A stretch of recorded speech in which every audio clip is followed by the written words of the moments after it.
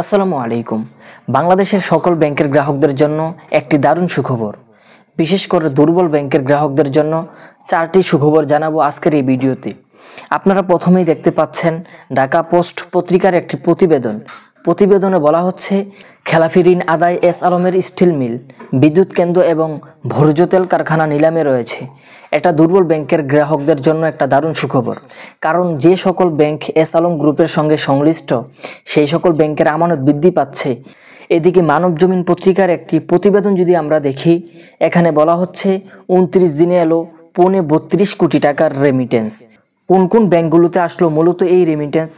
যে সকল ব্যাংকে এই রেমিটেন্সের পরিমাণ বেশি এসেছে এই ব্যাংকগুলো ঘুরে দাঁড়াবে নতুন করে।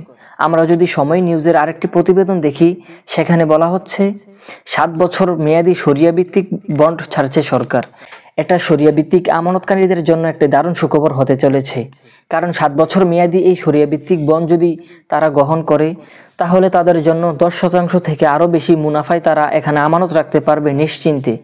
এদিকে দৈনিক ইতিবাক পত্রিকায় আমরা দেখি, এখানে বলা হচ্ছে রেমিটেন্সের জোয়ারে আবারও বাড়ল রিজার্ভ। তো এটা দুর্বল ব্যাংক সহ সকল ব্যাংকের জন্য একটি দারুণ সুখবর। কি বলা হচ্ছে মূলত এই সংবাদ প্রতিবেদনগুলোতে, কি বলছে সরকার আর কি বলা হচ্ছে গ্রাহকদের পক্ষ থেকে, এই সংক্রান্ত বিস্তারিত তথ্য জানাবো আজকের ভিডিওতে। আপনি যদি আমার চ্যানেলে নতুন হয়ে থাকেন তাহলে এরকম গুরুত্বপূর্ণ ভিডিওর আপডেট পেতে চ্যানেলটি সাবস্ক্রাইব করে রাখতে পারেন। ভালো লাগলে লাইক কমেন্ট শেয়ার করুন, আর সম্পূর্ণ ধারণা পেতে সম্পূর্ণ ভিডিওটি দেখতে থাকুন।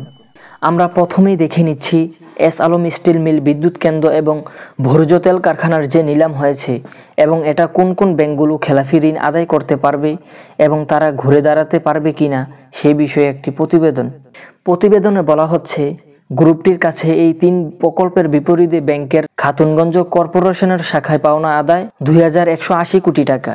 এস আলম গ্রুপের মালিকানাধীন স্টিল কারখানা, বিদ্যুৎ কেন্দ্র এবং ভোজ্য তেল কারখানা সহ 149% জমি নিলামে তুলছে ইসলামী ব্যাংক।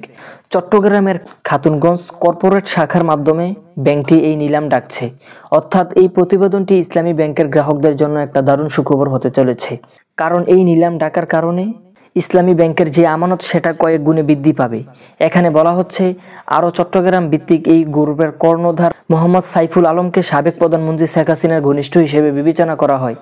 ইসলামী ব্যাংক দখলের পর গ্রুপটি আরও কয়েকটি ব্যাংকের নিয়ন্ত্রণ নেয়, যার মাধ্যমে রয়েছে সোশ্যাল ইসলামী ব্যাংক, ন্যাশনাল ব্যাংক ও ইউনিয়ন ব্যাংক এবং ফার্স্ট সিকিউরিটি ইসলামী ব্যাংক ও গ্লোবাল ইসলামী ব্যাংক ও আলারাফা ইসলামী ব্যাংক এবং বাংলাদেশের কমার্স ব্যাংক।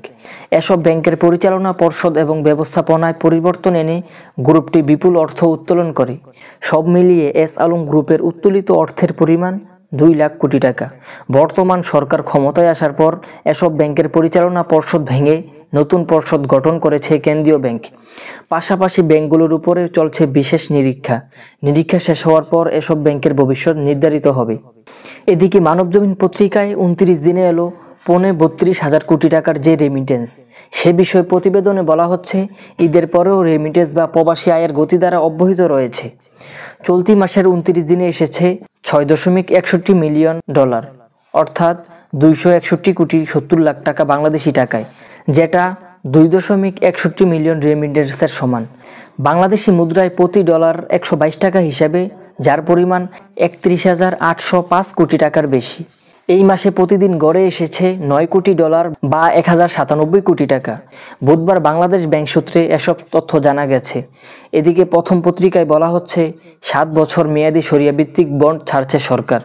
এখানে বলা হচ্ছে রাজশাহী বিভাগে গুরুত্বপূর্ণ উপজেলা এবং ইউনিয়ন পর্যায়ের সড়ক উন্নয়ন প্রকল্পের অধ্যয়নের জন্য 2000 কোটি টাকার ইসলামী ব্যাংক বন্ড ইস্যুর সিদ্ধান্ত নিয়েছে সরকার। 7 বছর মেয়াদী সুকুট বন্ডের বিপরীতে বছরে 10.50% হারে ভাড়া পাবেন বিনিয়োগকারীরা। তো এই নিউজটি মূলত শরিয়াভিত্তিক ব্যাংকের যারা গ্রাহক আছেন তারা এখানে ইনভেস্ট করলে 10.50% হারে এই টাকাটি ভাড়া পাবেন। এদিকে আমরা যদি দৈনিক ইতিফাক পত্রিকা দেখি, এখানেও বলা হচ্ছে রেমিটেন্সের জোয়ার আবারও বাড়ল রিজার্ভ। এখানে বলা হচ্ছে 20 মাসের ব্যবধানে বৈদেশিক মুদ্রার রিজার্ভ বড় ধরনের ইতিবাচক মাইলফলক ছুঁয়েছে। দেশের মোট রিজার্ভ $27 মিলিয়ন ছাড়িয়ে গেছে, যা সাম্প্রতিক সময়ের জন্য একটি উল্লেখযোগ্য অর্থনৈতিক উন্নয়ন। বাংলাদেশ ব্যাংকের মুখপাত্র এবং নির্বাহী পরিচালক আরিফ হোসেন খান জানান, বুধবার 30 এপ্রিল পর্যন্ত দেশের মোট বৈদেশিক মুদ্রার রিজার্ভ দাঁড়িয়েছে 27.41 মিলিয়ন ডলার। এর মধ্যে আন্তর্জাতিক মুদ্রা তহবিল বা IMF হিসাব পদ্ধতি বিমিএমস অনুযায়ী রিজার্ভের পরিমাণ 22.05 বিলিয়ন ডলার। অর্থনীতিবিদদের মতে রিজার্ভ পুনরুদ্ধারের এই ধারা অব্যাহত থাকলে সামষ্টিক অর্থনীতি আরও স্থিতিশীল হবে এবং বৈদেশিক ঋণ নির্ভরতা কমবে। তো উল্লেখিত বিভিন্ন আলোচনাগুলো থেকে আমরা এতটুকু বলতে পারছি যে বাংলাদেশের ব্যাংক খাতে বিভিন্ন রকম ইতিবাচক পরিবর্তন আসছে। এদিকে যেমন রেমিটেন্সের পরিমাণ বাড়ছে, ঠিক অন্যদিকে সরকার ব্যাংকগুলোকে আরও উন্নত করার জন্য বিভিন্ন রকমের পদক্ষেপ নিচ্ছে। তো এটা সকল ব্যাংকের জন্য এবং সকল ব্যাংকের গ্রাহকদের জন্য একটা দারুণ সুখবর হতে যাচ্ছে। আশা করি বিষয়টি বুঝতে পেরেছেন। আর আজকের ভিডিওটি এই পর্যন্তই। আশা করি ভিডিওটি আপনাদের সকলের ভালো লেগেছে। ভিডিওটি ভালো লাগলে লাইক করতে ভুলবেন না। দেখা হবে পরবর্তী কোনো ভিডিওতে। সে পর্যন্ত সবাই ভালো থাকবেন, সুস্থ থাকবেন। আল্লাহ হাফেজ।